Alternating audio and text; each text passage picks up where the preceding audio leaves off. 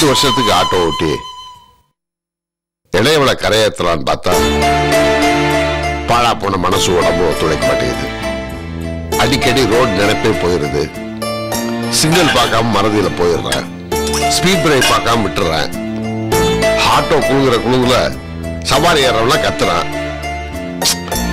ஒரு தடவை சவாரி ஏறிட்டு கோட்டூர்னா நான் ஏதோ நினைப்புல கொரட்டூர் போயிட்டேன். கீப் லெப்ட்னா கீப் ரைட் எடுக்கிறார். அந்தமா தாலி ஸ்ட்ராங்கா இருக்கு. அதான் காலை ஓடிட்டு இருக்கு. என்ன அப்படி பார்த்துட்டு இருக்க? குழம்பு ஊத்து.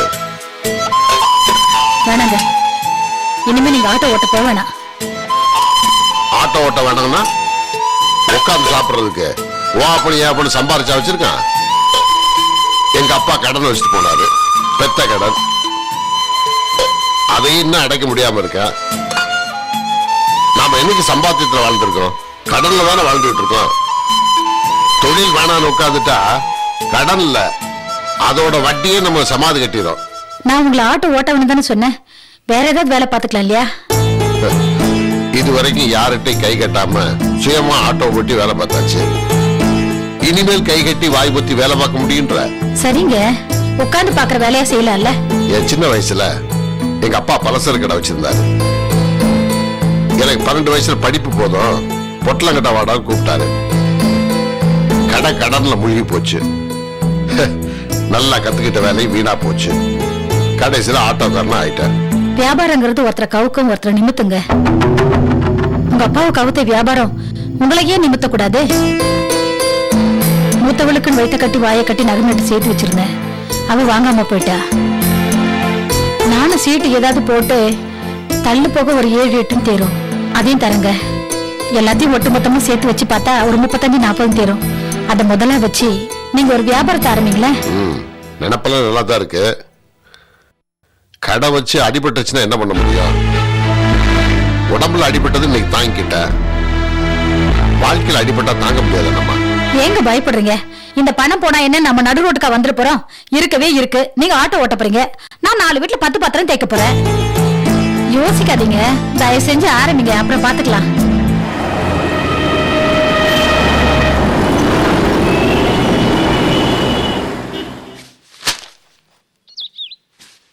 குடுக்கிற மாதிரி கொடுத்து புடுங்குற மாதிரி புடுங்கிட்டானே அந்த ஆண்டவன். எல்லாமே முடிஞ்சு போச்சுன்னு நினைச்சிட்டு இருக்கிற நேரத்துல அந்த அம்பாள் மாதிரி அகிலா வந்தா. 40 வருஷமா என் நண்பன் பெருமாள் சாமியை பார்க்காம அவனை பத்தி எவ்வளவு உயர்வா நினைச்சுக்கிட்டு இருந்தேன். ஆனா அவனை பார்த்த 40 நாள்ல என் மனசுல எவ்வளவு வேதனை, எவ்வளவு கேவலப்பட்டுட்டேன். என் மகளை கோயிலுக்கு இழுத்துட்டு போய் அவ காலில் விழுந்தா அவன் பண்ண பாவத்துக்கு அது பரிகாரம் ஆயிடுமா? அவன் என்ன பண்ணிருக்கணும்? நேர்ல இங்க வந்து பரிசை நின்னு போனதுக்கு பரிகாரம் சொல்லிருக்கணுமா இல்லையா? அவன் பண்ண பாவத்துக்கு இப்ப அவன் மருமக பரிகாரம் பண்ணிட்டு இருக்கா. இருட்டா போன அவன் வாழ்க்கையில விளக்கேத்த வந்திருக்காமா. அவ பெருமாள் சாமி மருமகளா வந்ததா நான் நினைக்கல. அந்த பெரிய பாளையத்து அம்மனே நம்ம பிரச்சனைகள் எல்லாம் தீக்கிறதுக்கு தான் வந்திருக்கான்னு நான் நினைக்கிறேன். நீ ஏமா ஒரு மாதிரியா இருக்க? அதான் எல்லாம் நல்லபடியா நடந்துகிட்டு இருக்க. அந்த ஜீவாவுக்கு சமமா சம்பாதிக்க கூடிய அதே அந்தஸ்து உள்ள விஷால்னு ஒரு பையன் உன்னை கல்யாணம் பண்ணிக்க சம்மதிச்சுட்டான். நீயும் சம்மதம் சொல்லிட்ட. இதுவும் முதல் மாதிரி வெறும் ஏற்பாடோட நின்னுடும் கவலைப்படாதமா. அகிலா ரொம்ப நம்பிக்கையா சொல்லிருக்கா. நானும் நம்புறேன்பா. நான் இந்த கல்யாணத்துக்கு ஒத்துக்கிட்டதே எனக்கு ஒரு வழி கிடைக்கணுங்கிறதுக்காக இல்லப்பா. கவிதா நம்ம வீட்டுக்கு மதனியா வரணும்னு ஆசைப்பட்டேன்பா. அது நடக்கணும், அதனால தான் ஒத்துக்கிட்டேன். கோமதி, நான் உனக்காக தான் பெருந்தன்மையோட அந்த பொண்ணை கல்யாணம் பண்ணிக்க ஒத்துக்கிட்டேன். இப்ப நீனாவோ எனக்காக கல்யாணம் பண்ணிக்கிற மாதிரி பேசுற? ஆமா, இங்க பாருங்க, அந்த விஷால் முகத்தை நான் நேர்ல கூட பார்த்ததில்ல. அவர் யாரு, என்ன, அவர் குணம் எப்படி இருக்கும் எதுவுமே எனக்கு தெரியாது. அதெல்லாம் என் மனசுல கேள்வியா கூட இல்ல தெரியுமா? நான் மனப்பூர்வமா நினைக்கிறதெல்லாம் ஒன்னே ஒண்ணுதான், அந்த கவிதா இந்த வீட்டுக்கு மதனியா வரணும். அதான் நான் ஆசைப்படுறேன். கழுத்துல தாலிய கட்டல, அதுக்குள்ள மதனி மனசுல பதிஞ்சதுனால தான் சொல்றேன். ஏன் மனசுல பதியலமா? இங்க பாரு, நான் அவங்க கிட்ட ஒரு 2 மணி நேரம் தான் பேசியிருப்பேன். ஆனாலும் அதுல ஒரு 20 வருஷம் சேர்ந்து வளர்ந்த மாதிரி ஒரு உணர்வு ஏற்படுச்சு தெரியுமா? இங்க பாருங்க, என்ன பத்தி கவலைப்படாத. ஏழையோ பணக்காரனோ யாரையும் ஒருத்தனை நான் கட்டிக்கிட்டு வாழ போயிடுவேன். ஆனா நீ அப்படி இருக்கலாமா? இருக்க கூடாது. எவ்வளவு நாள் தான் நீயும் இந்த மாதிரி பைக்கை ரிப்பேர் பண்ணிக்கிட்டு மெக்கானிக்க காலத்தை ஓட்டுவ? அவர் உனக்கு தனியா ஒர்க் ஷாப்பே வச்சு தரேன்னு சொல்லியிருக்காரு. உனக்கு கீழே 4 பேர் வேலை பார்ப்பாங்க. நீ பெரிய முதலாளியாக போற. அப்புறம் கோமதி, அது எல்லாத்தையும் நான் காதலே வாங்கல. உனக்காக கடமைன்னு ஒத்துக்கிட்டேன், அவ்வளவுதான். என்னடா தனக்குத்தானே சிரிச்சுக்கிற? உன் சிரிப்புல விஷயம் இருக்கா இல்ல விஷமா இருக்கான்னு புரியலையே. ஐய, என்னப்பா இது? சும்மா ஒரு சந்தோஷத்துல சிரிச்சேன், சிரிக்க கூடாதா? சரவணா, அழுகைங்கிறதாண்டா நிஜம். சிரிப்புங்கிறது பல நேரங்கள்ல பொய்யாத்தான் இருக்கும். நீ இப்ப அடிக்கடி சிரிக்கிற, அதான் எனக்கு பயமா இருக்கு. வரப்போற பணத்துக்காக இந்த ஏற்பாடை நீ ஒத்துக்கிறியா இல்ல வரப்போறவளோட குணத்துக்காக இதை ஒத்துக்கிறியா? உண்மையை சொல்லட்டுமா? கோமதி அந்த வீட்டுல போய் வசதியா வாழணும். பெருமாள் சாமி கொடுக்கிற வரதட்சணை வச்சு நானும் நல்லா இருக்கணும். அதுக்காக தான் இந்த கல்யாணத்துக்கு ஒத்துக்கிட்டேன். போதுமா?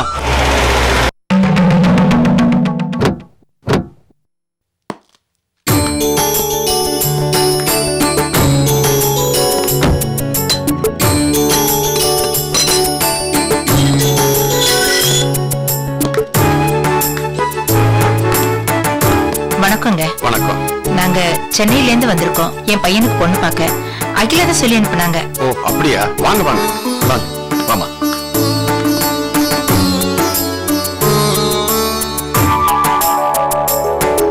இவன் என் பையன், பேர் விஷால். இவனுக்காக தான் உங்க பொண்ணை பார்க்க வந்திருக்கோம். Hello sir. ஒரு தாம்பாள தட்டு கொண்டு வர சொல்லுங்களேன். அம்மா கோமதி, ஆ, அந்த தாம்பாள தட்டை கொண்டாமா. இத கொண்டு வரப்பா.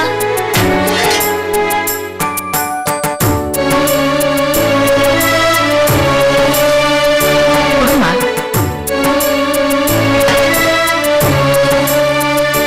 இதுதான் என் பொண்ணு கோமதி. அதிகமா படிக்க வைக்க முடியலனாலும் நிறைய அன்பையும் அடக்கத்தையும் சொல்லி கொடுத்து வளர்த்திருக்கேன். பார்த்த உடனே புரிஞ்சுக்கிட்டோங்க.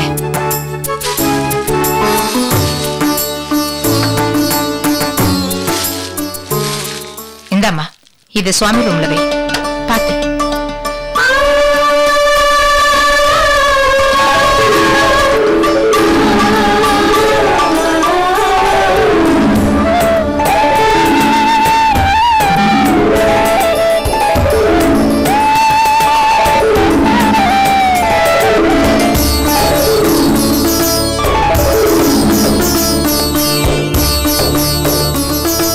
ஒரு நிமிஷம். உனக்கு இந்த கல்யாணத்துல இஷ்டம் இல்லையாம்மா?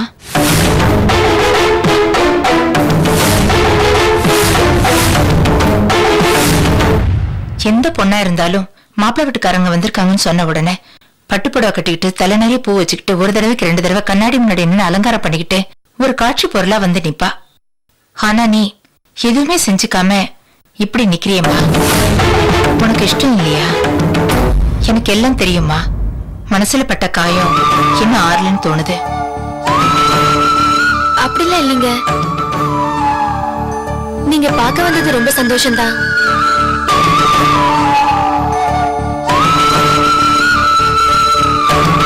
நடிச்சவங்களுக்கு தெரியுமா நாக்கு என்ன பேசும், மனசு என்ன சொல்லும்னு.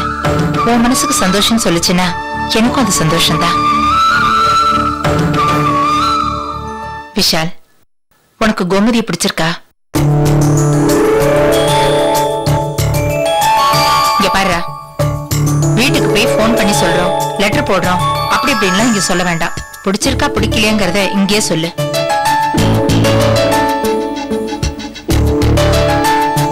கவிதாக்கு ஒரு நல்ல வாழ்க்கை கிடைக்குதுன்னா நான் ஒத்துக்காம இருப்பேனுமா? எனக்கு ஓகே தான். இல்ல தம்பி, உங்களுக்கு பொண்ண பிடிச்சிருக்கான்னு. எங்க கவிதாக்கும் சரவணனுக்கும் நல்ல ஜோடி பொறுத்தான் சார். விஷால் சார், என் தங்கச்சி உங்களுக்கு பிடிச்சிருக்கான்னு கேட்டாங்க. அதுக்கு இன்னும் நீங்க பதில் சொல்லலையே சார். நீங்க கவிதாவை கல்யாணம் பண்ணிக்கிறதுனால கவிதா அதிர்ஷ்டசாலின்னு நான் சொல்ல மாட்டேன். நீங்க தான் அதிர்ஷ்டசாலி. கவிதா மாதிரி ஒரு பொண்ணு கிடைக்க நீங்க கொடுத்து வச்சிருக்கணும் சார். விஷால் சார், நீங்க பேசுறத பார்த்தா அந்த குடும்பத்தில் இருக்கிறவங்க இந்த கல்யாணத்துக்கு உங்களை வற்புறுத்துற மாதிரில தெரியுது. சேச்சே, அப்படிலாம் எதுவுமே இல்ல. ஜீவா கவிதா குடும்பத்துக்காக நான் எது வேணாலும் செய்வேன்.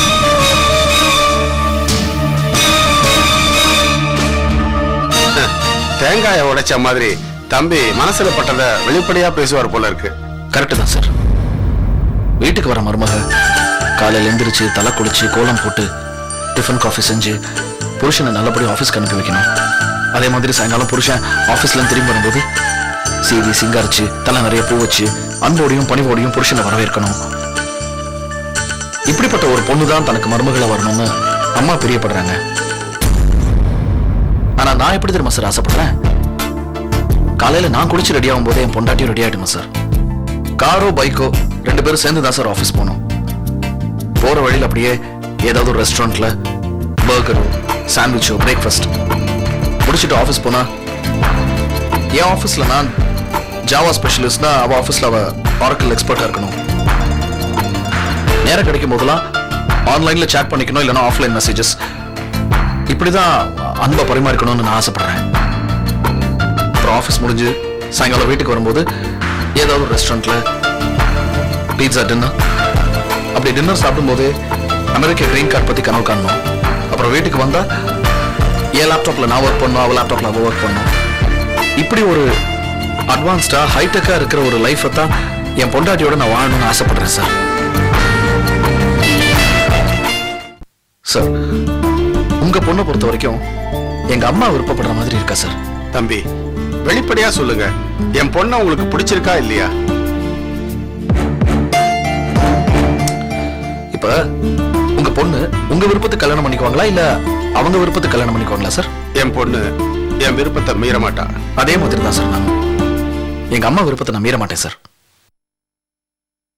ஆசைப்பட்டது கிடைக்கலன்னா கிடைச்சது ஆசைப்படணும் சார். நான் பொதுவா தான் சொன்னேன். இந்த கல்யாணம் நடக்கிறதால கவிதாக்கு ஒரு நல்ல வாழ்க்கை கிடைக்க போகுது. எங்க அம்மாவுக்கு அதான் விருப்பம்னா எனக்கு இந்த கல்யாணத்துல ஓகே சார். எனக்கு சம்மதம் தான்.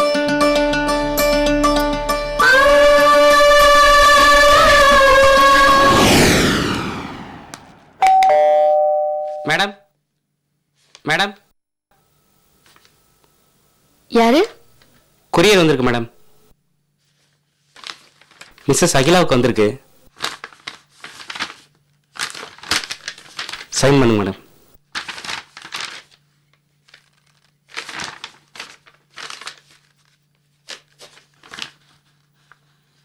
மிஸ்டர் ஜீவாவுக்கு வந்திருக்கு. சார் சைன் பண்ணுங்க சார்.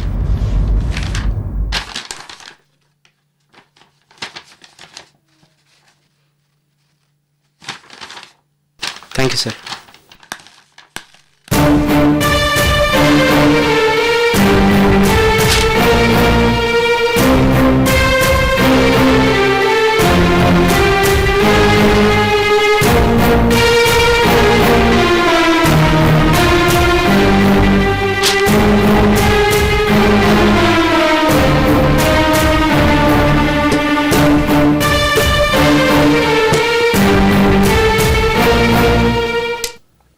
என் லெட்டர் நான் பிரிச்சு பார்க்காததுக்கு அர்த்தம் இருக்கு. உன் லெட்டர் நீ ஏன் பிரிச்சு பார்க்கல? அந்த வேலை எனக்கு வேண்டாம், என் ஹஸ்பண்ட்கே கொடுத்துருங்கன்னு சொல்லி மறுபடியும் ஃபோர்ஸ்ஃபுல்லா எனக்கே கொடுத்துருக்காங்க. ஹை டிபார்ட்மெண்ட்ல இருந்து அபிஷியலா எனக்கு கால் பண்ணாங்க. அவங்க அனுப்பின லெட்டர் தான் அது. அது எதுக்கு படிக்கணும்? அதான் விட்டேன். ஏன் போய் சொல்ற? எனக்கு தெரியும். உன் லெட்டர் ஒருவேளை நான் பார்த்துட்டா உன் அப்பாயின்மெண்ட் என்ன, என்ன போஸ்டிங், என்ன டெசிக்னேஷன், பர்க்ஸ், அலவன்ஸ் இதான் நான் தெரிஞ்சுப்பேன். அதனால தானே பிரிக்கல. ஐயோ ஜீவா, சரி அந்த லெட்டர் அங்கதானே இருக்கு, அதை பிரிச்சு படிங்க. மத்தவங்க லெட்டர் பிரிச்சு பார்க்கிற அநாகரிகமான ஆள் நான் இல்ல.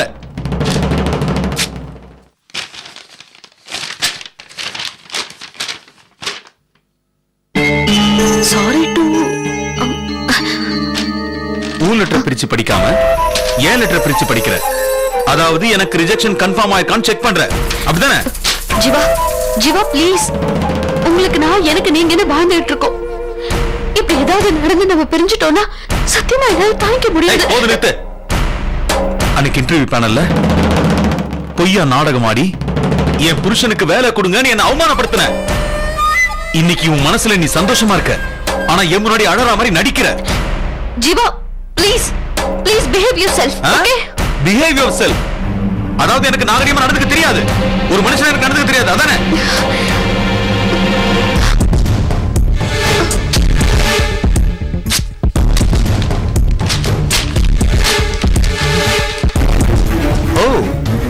of appointment. The resume happy to appoint your assistant manager, vice president. வேண்டாம், கிண்டல் பண்ணாதீங்க. ஓ, வைஃபோட லெட்டர் படிச்சு பார்க்கிறது கிண்டலா? உனக்கு என்ன போஸ்ட் கொடுத்திருக்காங்க, என்ன பேக்கேஜ் நான் தெரிஞ்சுக்க கூடாது, அதான் உன் எண்ணம். Please Jeeva, please please. நம்ம 2 பேருக்கு நடுவுல எந்த ஒளிவு மறைவு இருந்தது கிடையாது. அப்படி அண்ணனே மாறுனோம் நாம. ஏய், போதும்.